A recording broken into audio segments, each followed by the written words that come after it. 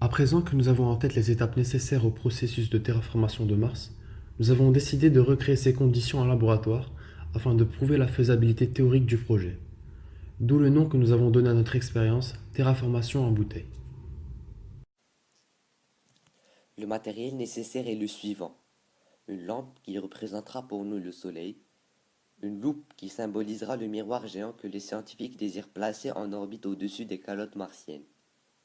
Le dispositif suivant. Deux Erlenmeyer reliés par un tuyau. Le premier Erlenmeyer représentera les conditions à la surface de Mars et le second les calottes glaciaires. Une plante verte qui symbolise les premiers colons martiens, à savoir des lichens et des microbactéries résistants au froid. Des lunettes et des gants de protection, un extincteur à CO2, une sonde à O2. On commence ainsi par retirer les cailloux et placer la plante dans l'Erlenmeyer.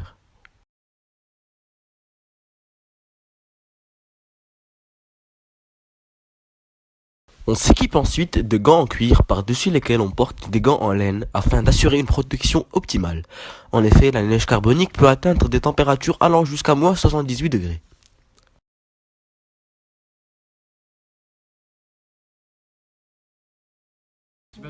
Bien.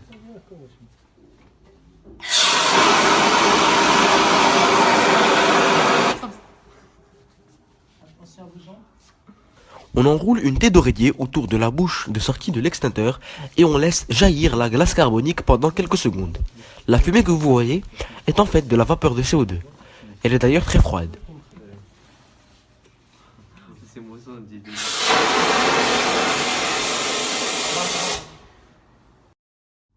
À présent, on place la neige carbonique récoltée dans le second Erlenmeyer. Cette neige carbonique est en fait du dioxyde de carbone solide, comme on peut en trouver sur les pôles martiens.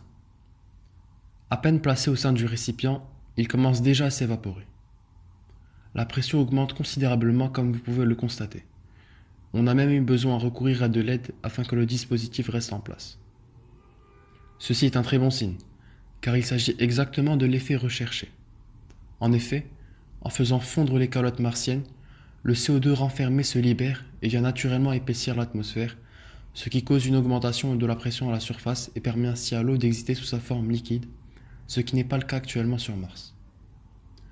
Comme vous le voyez, la température atteint des pics extrêmes, au point que le thermomètre se voit saturé.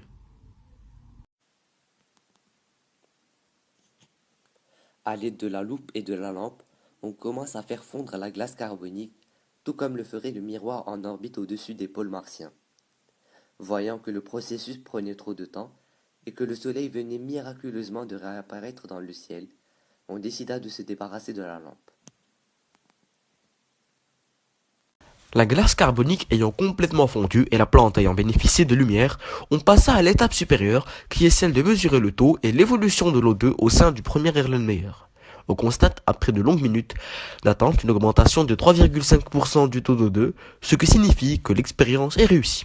Nous avons pu créer une atmosphère propice à la vie à la surface martienne, du moins à très petite échelle.